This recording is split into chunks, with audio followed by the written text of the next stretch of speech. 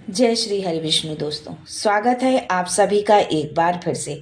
श्री हरि विष्णु माता लक्ष्मी आप व आपके परिवार पर अपनी कृपा दृष्टि सदा सर्वदा बनाए रखें। दोस्तों, कैसे हैं आप लोग? कैसे हैं घर पर सब? जरूर बताइएगा। दोस्तों, यदि आप अपनी लाइफ में नया कुछ सीखना चाहते हैं, जीवन में धन वैभव सुख संपत्ति आरोग्यता प्रेम सब कुछ पाना चाहते हैं, तो चैनल को सब्सक्राइब करके बेल आइकन जरूर दबाइएगा। दोस्तों, एकादशी का व्रत ऐसा व्रत है जिससे हम अपने पापों से अपने बुरे कर्मों से पार हो जाते हैं। ये कहने में बड़ा अजीब सा लगता है कि हमने कौन सा पाप किया है, कब किया है। हमने तो कभी अपने होशो हवास में कुछ गलत नहीं किया। पर क्या आप जानते हैं कि पाप की कोई परिभाषा नहीं है। जमीन पर चलते वक्त अपने पैरों से सूक्ष्म कीटाणुओं को कुचल देना ये भी तो पाप है। हम जाने अनजाने में न जाने कितने पशु पक्षी कीट पतंगों को दर्द दे देते हैं। हमारी वजह से उनका जीवन परेशानियों में आ जाता है। हमारी वजह से उनको मृत्यु तुल्य क्षण तक जाना पड़ता है। हमें मालूम भी नहीं है हमने यह कार्य कब कर दिया है, पर हमसे हो तो गया। कहीं एक बही खाता लेकर के कोई एक चल रहा होता है जिसके अंदर आपकी ये सारी चीजें लिखी जा रही होती हैं। जब तक आप इस जग के अंदर जीवित हैं, यानी कि जब तक आप इस मृत्यु लोक में हैं, तब तक तो आपको इस चीज का आभास नहीं होगा। लेकिन जब हम इस मृत्यु लोक से निकलकर अपने मोक्ष के लिए, अपनी गति के लिए, अपनी योनि को बदलने के लिए आगे जाते हैं, और जीवन की बहुत बड़ी सत्यता है कि इस चीज के लिए हर इंसान को गुजरना ही होता है। जन्म लिया है तो मृत्यु भी निश्चित ही आएगी। तब हमारे पास एक हमारा लेखा जोखा लेकर एक व्यक्ति खड़ा होता है जो हमारे कर्मों को हमें गिनाता है और हमें बताता है कि तुमने तब ये किया था, तुमसे ये पाप हुआ था, इसके हिसाब से तुमको इस चीज की ये सजा मिलेगी, इस दोष के लिए तुमको इसका भुगतान करना पड़ेगा। तब हमें एहसास होता है कि काश हमारे जीवन में कोई होता जो हमें ये बता देता कि हमारे पापों से निकलने का रास्ता क्या है, तो आज ये सब हमें नहीं भुगतना पड़ता। पर मनुष्य ये क्यों नहीं समझता कि आपको ईश्वर ने हर पल हर क्षण वो रास्ता दिया है।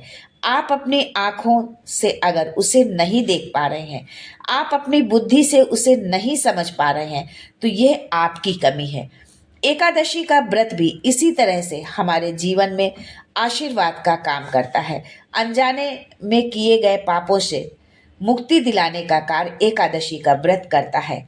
हमारे जीवन की गलतियों को, हमारे द्वारा किए गए अनजाने कृतों को काट कर हमारे पुण्य को बढ़ाने का काम एकादशी का व्रत करता है। इस एकादशी के व्रत पर ठाकुर जी का विशेष आशीर्वाद होता है। श्री हरि विष्णु जी के द्वारा इस व्रत को रखने वाले, इसकी कथा सुनने वाले या उस दिन उनके नाम का स्मरण करने वाले के जीवन से दुख कष्ट सब हट जाते हैं।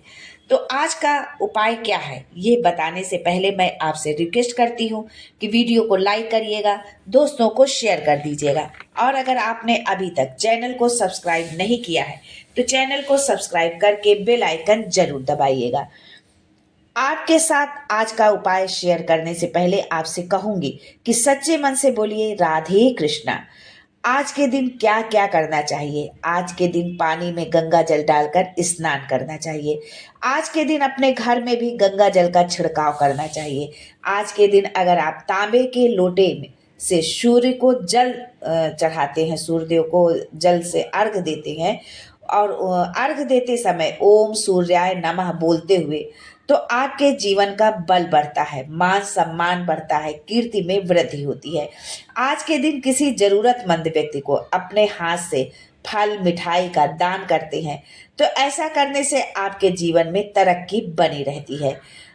आज अगर आप किसी भी पवित्र नदी में जाकर स्नान करते हैं और स्नान करते वक्त आप 11 बार बोलते हैं ओम वरुणाय नमः, तो ऐसा करने से आपके जीवन में अनजाने में किए गए पाप खत्म होते हैं। अगर आप किसी पवित्र नदी पर यह कार्य ना कर पाए तो आप स्नान करते वक्त अपनी पानी की बाल्टी में थोड़ा सा पवित्र स्थान का जल मिलाकर यह कार्य कर सकते हैं। आज के दिन आपको किसी नजदीकी शिव मंदिर में जाकर एक बेलपत्र, सीताफल और एक मौसमी का फल जरूर चढ़ाना चाहिए।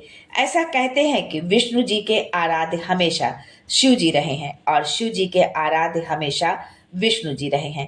कहने का मतलब ये है कि कहने के लिए नाम दो हैं लेकिन ये एक ही है। शायद इसीलिए कहते हैं कि गॉड इज वन, ईश्वर एक है।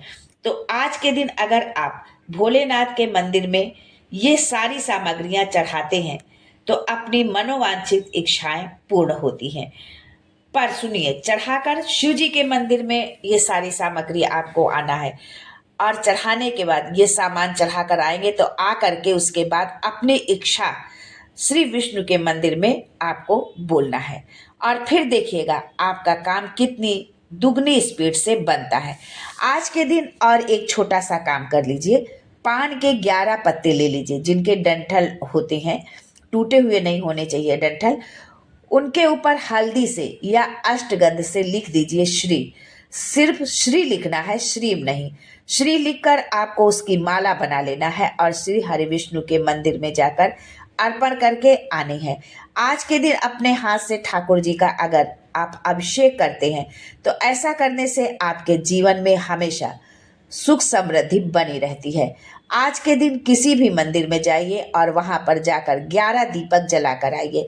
ऐसा करने से आपके पितरों का आशीर्वाद आपको प्राप्त होता है।